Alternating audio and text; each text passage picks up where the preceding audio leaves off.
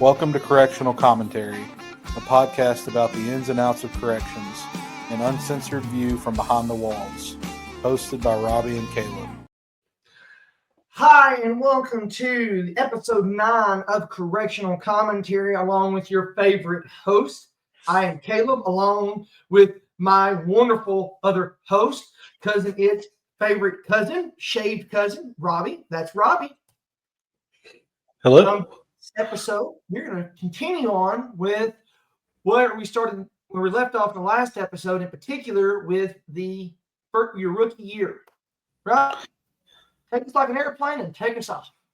Yeah, so we were discussing, your rookie year it's a real vague quote or statement. Mm-hmm. Because your rookie year could go anywhere from, one upwards to several years. Depends on how quick you pick up on stuff. If, you're more of a natural on things. It can vary from what units you work to the complexity, all kinds of different complexities, what kind of posts you land on. And it's Robbie, like if you only work one post for your first year, you're probably only going to have maybe 4 or 5 months of your rookie stage. Yeah. I can tell you because I was explaining to Robbie before we went live with this, I kind of had a 2-year long period of a rookie year because I went at the tail end of my rookie year with the state facility to going right in technically my rookie year at the local sheriff's office. Technically, my rookie year was 2 years long, but at the prison state facility I was at, I pretty much worked one post the entire time, and I didn't get that exposure, I guess probably might be the best word to say, to experience more than what was, because I ran a housing unit, which most CEOs, at least in Robbie's and I's department, that's where you're going to end up, especially in your rookie year, still by a large majority. Yeah, and you really got to take into account too, are you starting on nights? Are you starting on days? Because if you start on nights, there's a whole lot less to do. Yeah, there is. Because whenever I started, most of the time, up until recently, with the staffing shortages, whenever you come on, you're almost always going to nights. Yeah. That's how it was at the county facility that I went to. Everybody went to nights. Yeah. So whenever I started, I went to nights, and you kind of get your feet wet a little bit, whenever you work over and do 16-hour shifts, and you get some time in with, especially whenever I started, we were working 8s. Yeah. So we had a full shift on days. So I think there's a lot that goes into that. And, what I would really like to dig into is some of the stuff that you're going to experience past, like, what you learn for a job standpoint. Something like outside of the academy? Yeah, outside of the academy, like, what's it going to do to, like, your state of mind, your mood, just how everything falls on you. Because I think that's something that a lot of people don't like talking about. Mm-hmm. And it's ultimately what causes a high turnover within the first year of your employment. Yeah, that's where it kind of goes in that term burnout. And to all of our listeners out there that are thinking about getting into corrections, that either are just started in corrections, whatever, it is a real thing. I was an FTO for a lot of years, and I would tell because I learned this lesson the hard way. I didn't just pull it out of my ass. I was told in my rookie year in the academy, you've got to be able to separate work from home. And what that means is you cannot be Officer Caleb or Officer Robbie or Officer Jimbo all the friggin' time. It will it might help your professional career, but it will kill you mentally and your personal life. You will get. I'm a victim of that. I wouldn't really say that it's going to kill you mentally in your personal life. I think what it's going to affect is going to affect your personal relationships, Okay. Yeah, that's with probably your better. family, with your friends, Yeah. because I think I know I've said it on one of our of our guests that came on. Like it's hard to separate the the officer Robbie versus Robbie with my wife. Yeah, just regular Robbie. Yeah, it's a very tedious thing to do, and I mean, to me, that's a ooh, that's a rookie training period that you need. I mean, and Yeah. you need more you. It takes a long training period for your spouse and for your Mhm. not really friends, because you're at least that's kind of what because I mean, really, you start to get I'll, you know I'll say it for you, Robbie. Fuck you, friends. When it comes to your spouse, they are so much more important. well Your it's family is so much more important than your friends, and that now that's my personal view.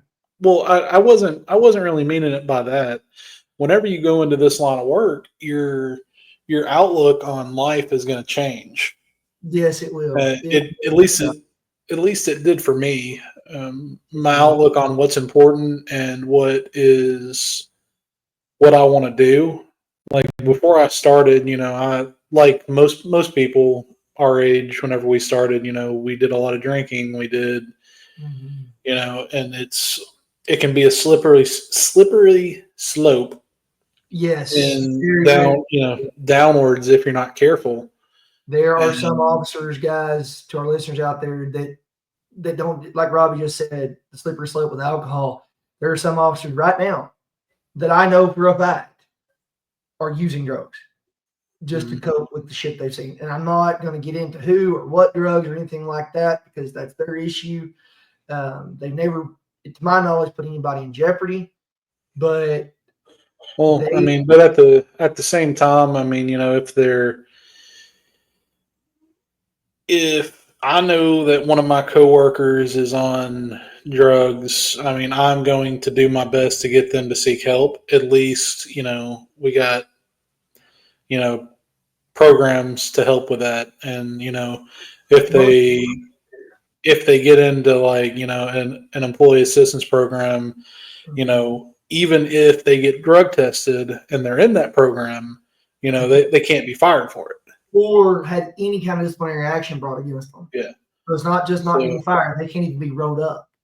yeah. But So I mean, the answer to that is you have to declare you have a problem well before they call you for a random drug test. yeah, Do for want to sure. clarify. So I think, that's why the whole probationary period and your rookie period, it's all extremely important. Mm-hmm. But I think a lot of people put too much focus on on their work.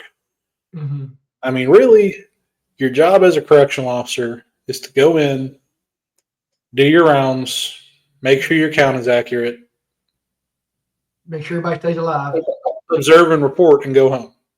Yes, I mean, that, really, and sometimes that doesn't go as planned, and sometimes you've got to be able to go hands on or mhm. whatever. But that's you're only gonna learn that stuff by doing it. Yes, yes, I So agree. you're either gonna have the heart to do it or you're not. Yeah, that was one thing So that I was worried about when I first got into it because I had never really been into a physical altercation, and because you've got that human response of fight or flight. I always wondered if how I would respond when presented with that. Well, thankfully, I did make it through my rookie year without, or my first part of my rookie year at the state facility with not ever having an altercation. Which, by the way, to our listeners out there, that's a 1 in a million chance. That doesn't happen very often in the grand scheme of things when you zoom out. But I got my first altercation. I was at the sheriff's office. I think I was there for 3 months. My first 3 months, I was probably in 2 or 3 altercations. And I really quick, like Robbie said, you learn that as you go. And boy, did I learn it. Like I think Mike Tyson once said, everybody's got a plan until you get punched in the mouth. I was that guy. My plans had to change really quick when shit popped off. So Two things, I dealt with it. One of two things is going to happen. You're going to back the fuck up or you're going to get the fuck in. Yeah.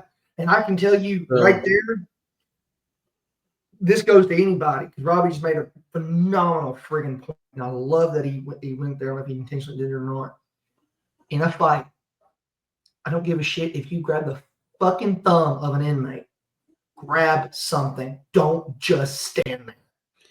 Yeah. I mean, and, guys, everybody's listening, the reality of it is you're probably not going to get hit. Yeah. I mean, that's just the reality of this job. But there's always that chance, and the chances of you getting hit is going to depend on you as an officer.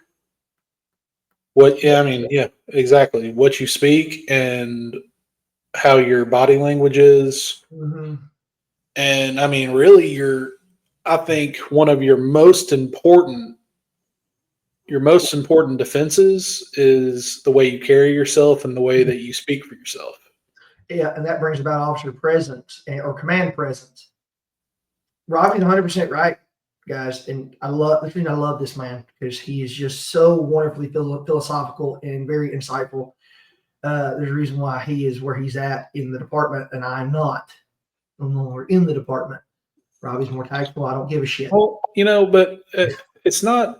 To me, it's not about that. And, that kind of circles back around to this line of work isn't for everybody. It's not what everybody prefers to do. Mm-hmm. Once you spend a certain amount of time in this field, it gets in your blood. Mm-hmm. And I don't think it ever really 100% leaves you. Yeah. I'm sure you kind of feel a little bit that way. Yeah. I've had to realize that. I've been now out of corrections officially 6 months and a couple days. And when I first got out, I thought I would never miss it. I thought that it was over. I could finally put that part of me to bed. And I realized that just how much it still affects me, even after 6 months, a couple days afterwards. Mm-hmm. I am still very much a CEO. In fact, I was talking to a buddy of mine and I said, I don't understand. I left 6 months ago. I left that behind. And he looked at me and he said, Caleb, you might have left corrections, but the correctional officer didn't leave you. You still have that in you. Yeah, I'll kind of give you a little example. It happened to me the other day to where as a correctional officer, and after you put so much time in, you're not really used to being told no. Yeah, that's a big or whenever an inmate tells you no, it's just like that's not how that works. Yeah. No. So I was in a store, and I went up to a deli counter, mm-hmm. and I told him, hey, I need to get. It was a very small amount of cuts of a few different cheeses and meats, and whenever I told her, hey, I need I think it was 4 slices because we were doing sandwiches, so we didn't want a whole bunch. And she was like, well, you better hope that they're open because I'm not opening it for that. And I kind of took a double take, and I was like, well, I almost said that's not how that works. But that's kind of like what I mean by it gets ingrained in you. It's just how your natural reactions are. Yeah, and guys, I'm going to tell you something right now. What Robbie and I are talking, and Robbie may not agree with this, but the longer you're in it, the harder it sticks with you. Yeah, for sure. It does. I was in it 5.5 years, and I actually had a small break in between that 5.5 years, and it is still sticking with me. I'm having to learn how to be a normal human again, if that makes any sense. like Robbie said, I'm being told no. I'm having to learn. Oh shit! People can tell me no. The prison inmate told me no. I was like, oh really, motherfucker? Let's show you why you don't tell me no. And I'm having to understand now. I'm having to understand the ins and outs of reality of not being a CO anymore, not putting that uniform on every day, and not going into work expecting a fight. Mm-hmm. So expecting that not having to, be at your new job, and if someone walks up behind you and taps your shoulder to, excuse me, not to react in a defensive way. That kind of happened already at the new job because, again, the listeners out there, I am not in corrections anymore. I'm not anything anywhere close to it. But I'm kind of like in a more office style setting. That'd be better. The best way to appropriate that. I'd say private security. Okay, fine. It's probably the best. And somebody come up. Hey, excuse me. I went, what the? I mean, it was just a knee jerk reaction. Like, I'm ready to go back and fight. My wife has even seen it. And I know, Robbie, you and your wife have had similar experiences. My wife cannot sneak up behind me and scare me. She can't. Not anymore. She can't scare me at all. If she tries, she tried it one time, and I immediately was like, my brain, that switch flipped. I'm ready to go to work. But that just goes to show you, how ingrained everything is, and the toll that it takes on your mental health. Oh yeah, because it's so important. If you don't treat it accordingly, then it will severely impact your mental health. Yeah, it'll impact how you want to be around other people, or how you don't want to be around other people, more or less. I know Robbie and I kind of started this episode out as far as the rookie year stuff goes, and while this is 100% true to your rookie year, oh for sure, that's the reason why the rookie year is so important, is because at this point you should definitely start the process of learning how to deal with the stuff you're not gonna see. Hopefully, not a lot of stuff in your first year. But if you don't start to get the wheels turning to how to deal with the stuff you do see in your rookie year, you're never going to be able to truly deal with it in year 4, 5, 6 plus. Yeah. I mean, and but some people may have a smoother rookie year, whereas some people may come in and they may see overdose after overdose, and multiple people, We're all depends on what facility you're at too. I mean, like the facility that, I started at was we dealt with a lot of use of forces because it was a maximum security facility. So, we did a lot of cell extractions, but we didn't really, back in that time, we didn't really deal with a lot of overdoses. That was before the fentanyl and all that stuff came in. But then the second facility, that second state, I'm just going state facilities because jails are so completely different. Oh, good God, yeah. But the second state facility that I went into, we had a whole lot more control. So there was, if there was a use of force, it was very minimal, and we usually had about 4 to 8 officers, dealing with it.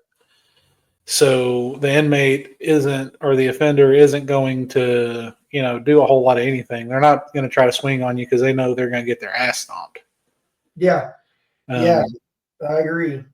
I mean, if they swing on an officer and we got more than a few, their heads hitting the concrete. We're going to bless them with touch is what we're going to do. We are going to show them why our touch. They are going to be escorted to the ground safely with the appropriate amount of force. Yeah. That's an inside joke for all you COs out there. I know you guys know what Robbie and I were talking about. Leave us a comment about that. Tell us about the times you've blessed. I tell you what, but it doesn't matter. It doesn't matter how hard you take that inmate to the concrete. Just remember, you're going down to the concrete too. Yeah. As somebody that broke his hand because of that. Yeah. So I mean, that's a, that's a double-edged sword about, this last use of force that I was in, you know, I inmate decided he wanted to be stupid and tried to move around when he wasn't supposed to move around, and I had to grab him, and then he slipped his cuff, and it was I got a hold of his arm, and I dropped with him because I couldn't get him under control.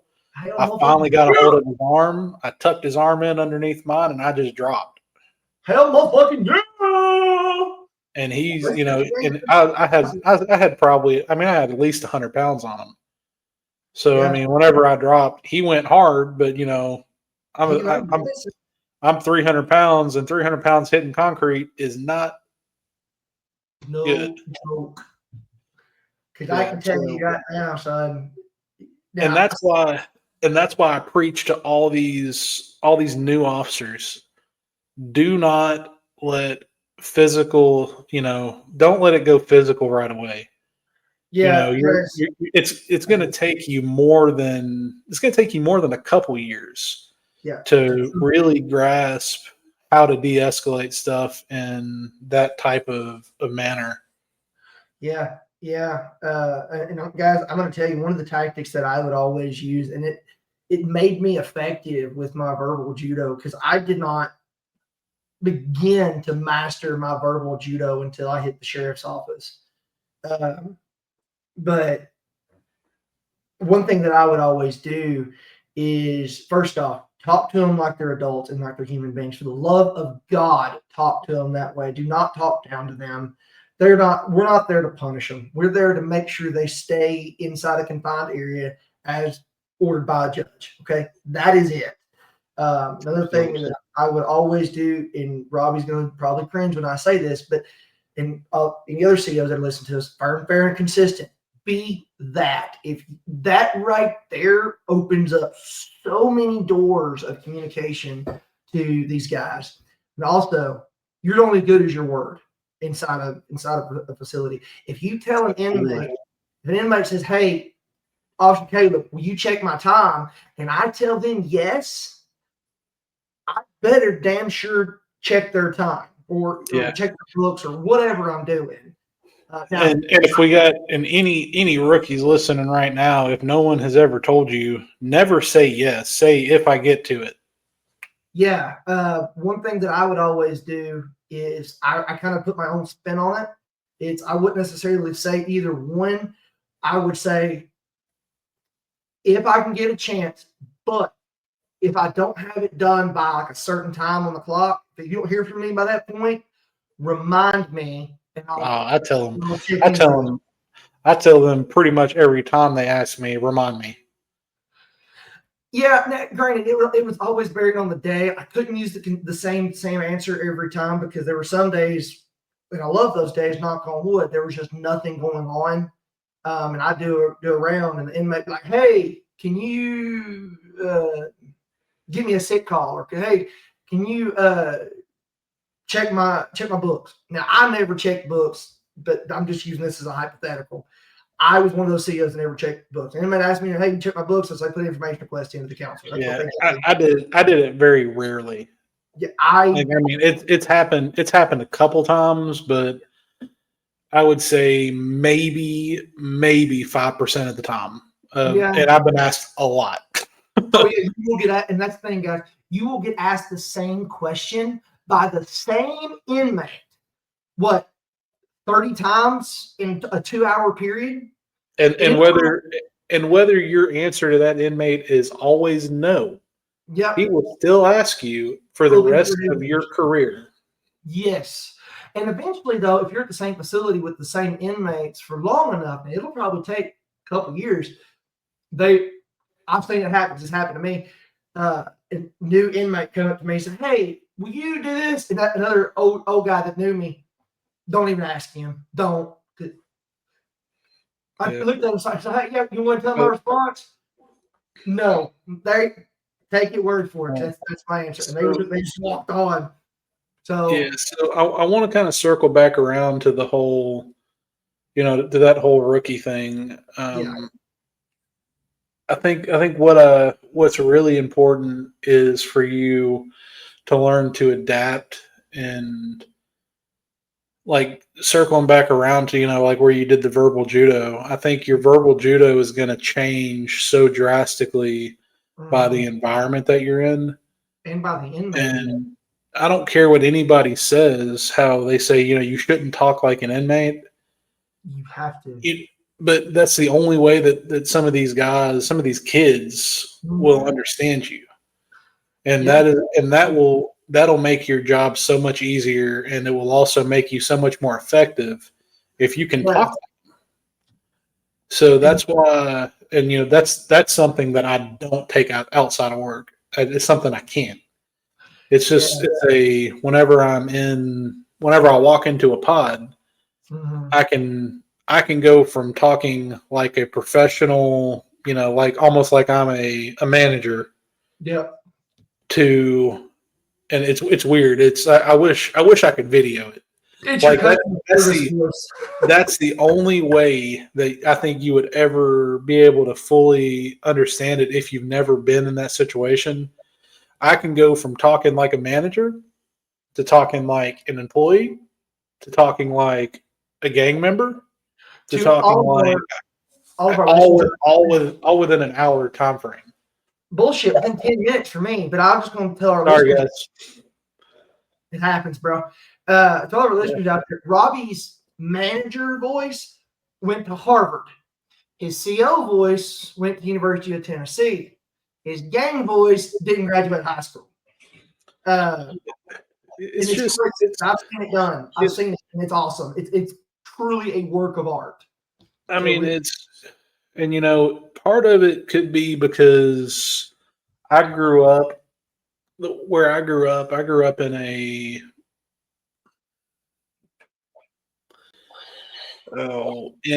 an outlaw motorcycle environment.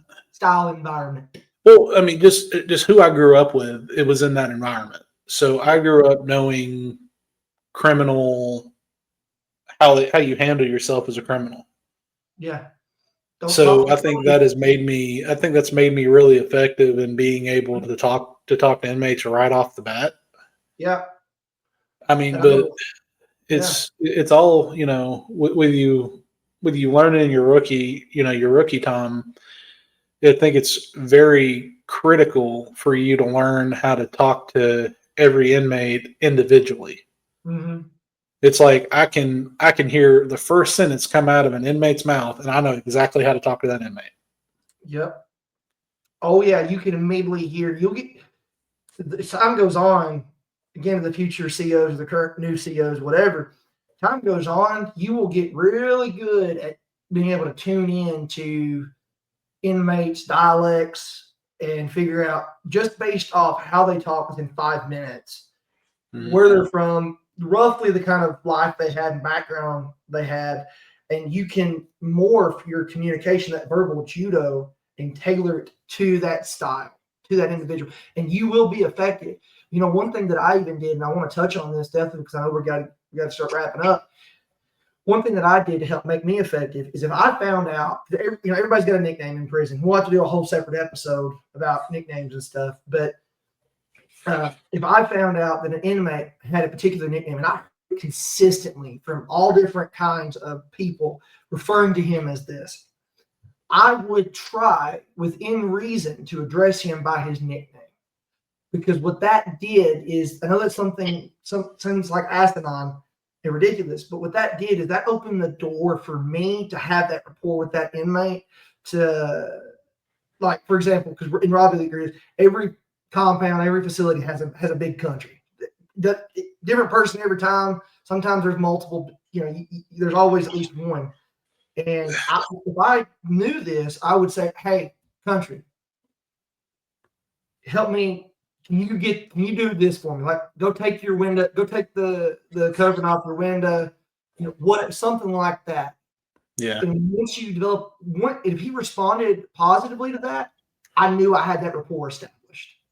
Yeah, and I don't think that inmate is going to respond. And a lot of officers are really against you using nicknames, and I've never really understood why. Yeah, I've never understood the like the disconnect, because for me, whenever I call an inmate by his nickname, for one, it's going to kind of help break down that wall of, hey, you're an authority figure, calling me by, by my government name whenever, because whenever you call somebody by their last name in prison, you are the only people calling them by that name, because more chances than not, the counselor calls them by their nickname. Mm-hmm. Even the chaplain will call them by their nickname.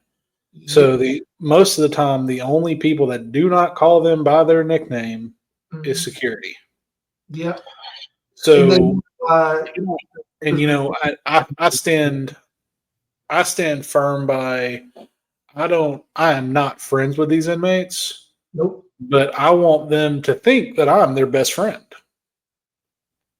because you're going to be able to be a whole lot more effective that way. Yeah, I agree. And I've had it several times to where, I have a really good professional friendship with a lot of the inmates.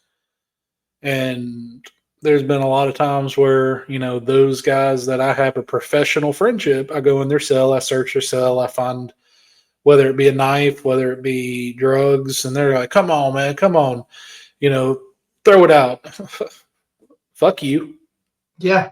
I mean, I was like, just because we're cool doesn't mean that, that the rules don't apply to you. Just like, if I mess up, you know what? I get wrote up. Yeah, I agree. And I love that, having that rapport with some inmates where, like you said, I've there was times where I had such good rapport with inmates. Like, dude, I got to search yourself. You got anything in here? Yeah, I got this. Where's it at? It's here. All right, cool. We can work with that. Yeah, but so I think let's chop it up there, and we can. I think that covered a lot of it. Really well. We did cover a lot of material. So, Robbie, land this plane. Yeah, so everybody, I appreciate you listening in. We, as always, like and subscribe. And if you have any questions, feel free to reach out to us. Here's some social media, girl. And until next time, guys. Till next time, y'all.